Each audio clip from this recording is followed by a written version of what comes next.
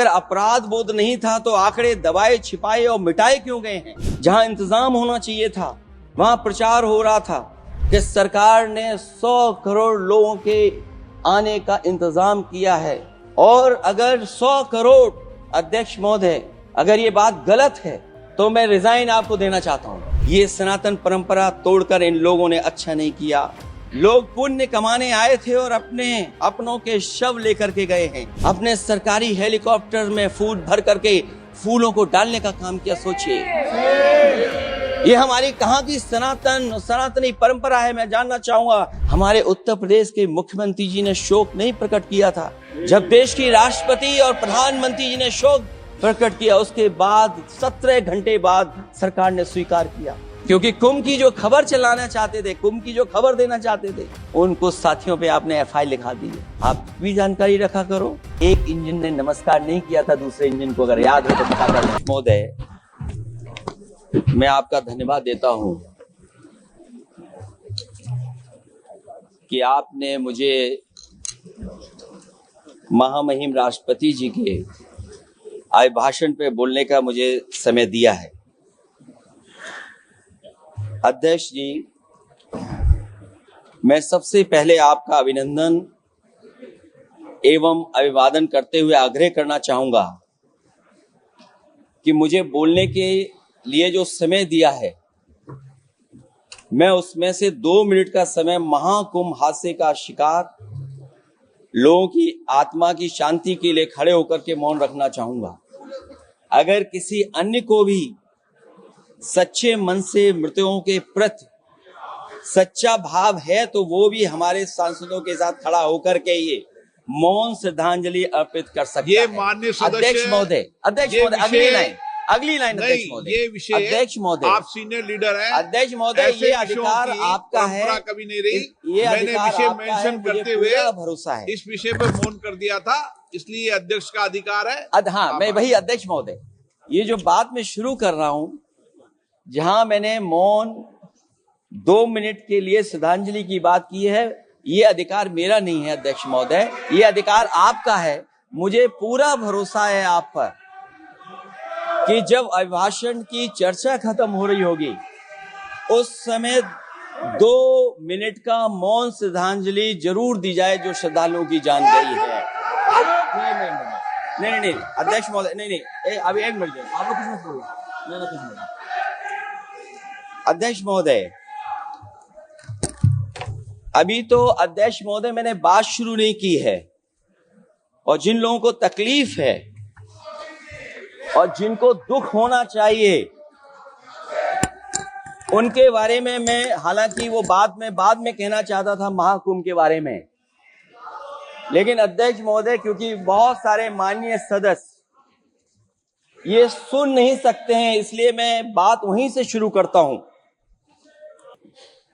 हमारा आपसे अनुरोध है कि जहां सरकार बजट के आंकड़े लगातार दे रही है, और जब मैंने अभिभाषण पढ़ा अध्यक्ष महोदय, बहुत सारे आंकड़े सरकार ने दिए हैं।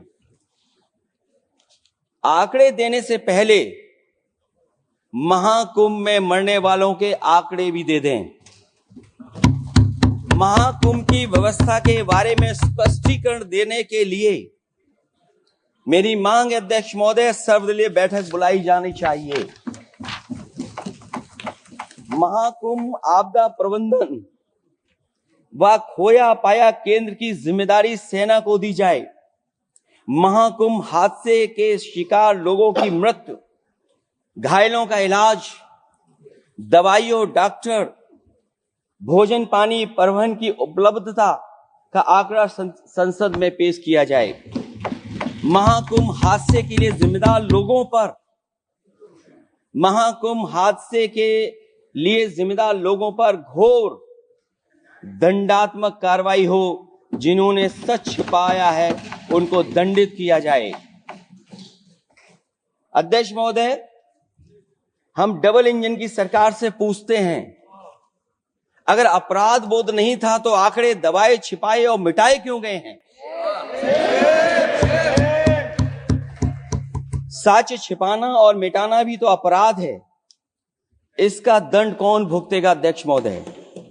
जहां इंतजाम होना चाहिए था वहां प्रचार हो रहा था। एक धार्मिक समागम में डबल इंजन का राजनीतिक प्रचार अशोभनीय है, निंदनीय है।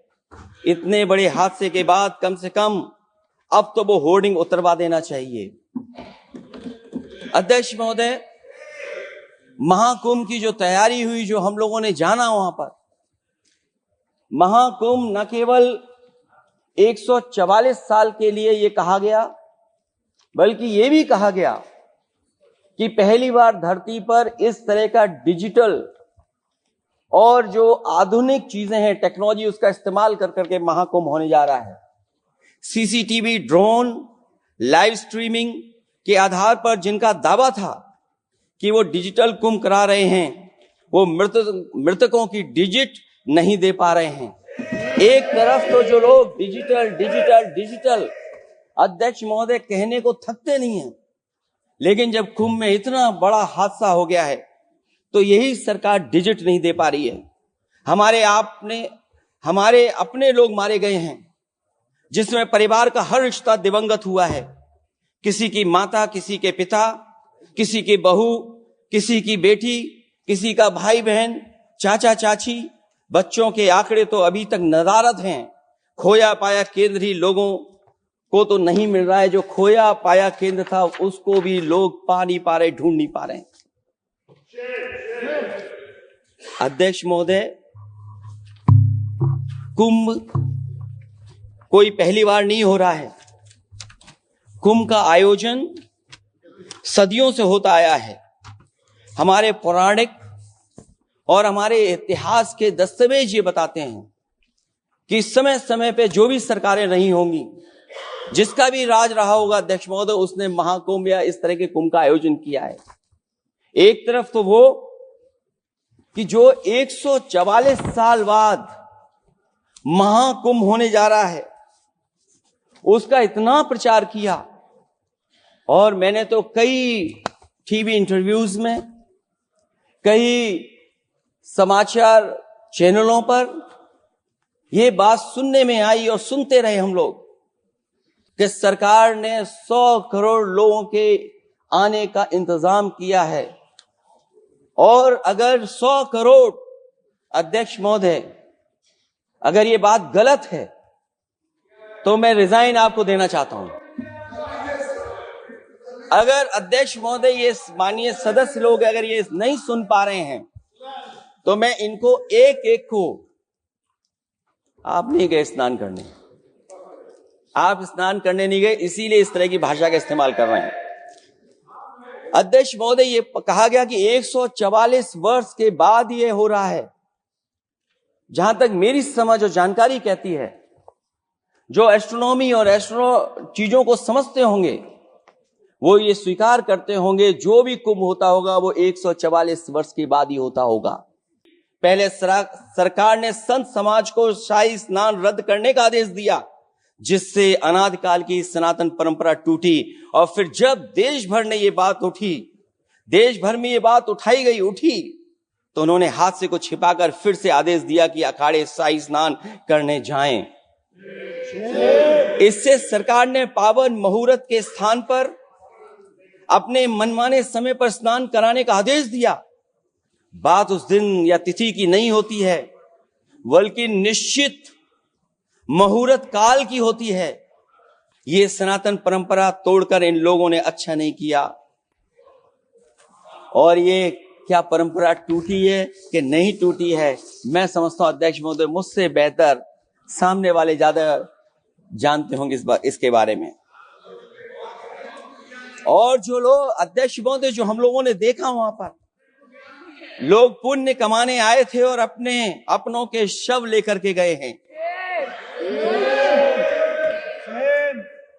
चमत्कारी करिश्मा तो ये हुआ है, श्रद्धालुओं के शव मिल गए थे, पर सरकार स्नान करने वाले मरने वालों की बात स्वीकार नहीं कर रही थी। और इससे ऊपर ये बात जो वहां पर और हुई, अध्यक्ष महोदय, जब ये जानकारी हो गई कि कुछ लोगों की जान चली गई, लाशें हैं जो मोर्चरी में पड़ी हैं, अस्पताल में पड़ी हैं। उसके बाद सोचिए सरकार क्या कर रही है।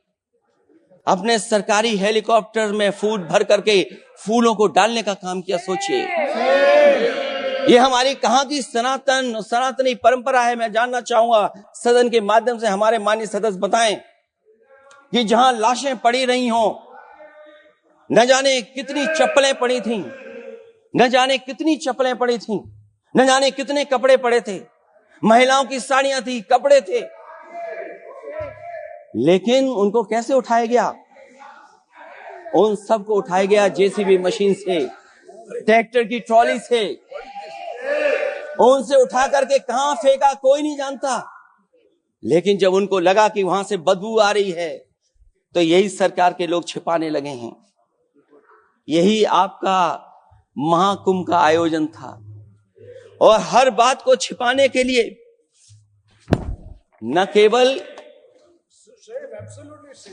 केवल ये लोग मीडिया का सहारा ले रहे हैं, मीडिया का सहारा लेते लेते सुनने में आया है कुछ दबाव और कुछ स्वीटनर भी दिए जा रहे हैं जिससे उनकी खबरें बाहर ना आ जाएं।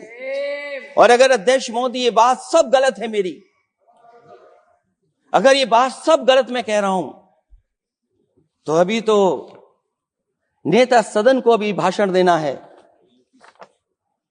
और मैं ये बात और कहना चाहता हूं, आप अपनी तरफ से जानकारी कर लीजिएगा।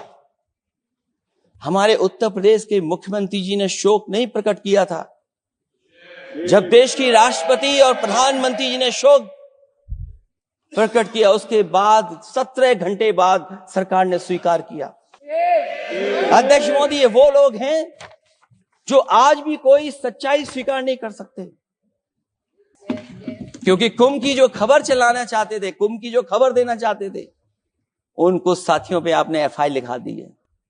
अगर कुंभ पर सच्ची खबर दिखाने वालों पे आप एफआईआर लिखा सकते हैं, तो फिर चीन की खबर जो खबर चला रहे हैं उस पर भी आपको एफआईआर लिखवानी चाहिए। अध्यक्ष महोदय, ये अध्यक्ष महोदय, मुझे कभी कभी ये लगता है कि प्रधानमंत्री जी जितना अपने लोगों को ध्यान दे करके समझाते हैं, इतना ये समझते ही नहीं है। वो अध्यक्ष महोदय वो सबसे ज्यादा सोशल मीडिया के बारे में जानकारी रखते हैं।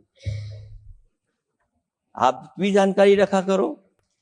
अगर आप जानकारी रखोगे तो आपको सच्चाई पता लग जाएगी। एक इंजन ने नमस्कार नहीं किया था दूसरे इंजन को, अगर याद हो तो पता कर लेना। और ये बात अगर छिपी हुई हो, ऑनरेबल मेंबर, अध्यक्ष महोदय, अभी तो मैंने शुरू नहीं किया, मेरा लिखा हुआ बहुत लंबा है। कंक्लूड करें, आप समाप्त करें प्लीज।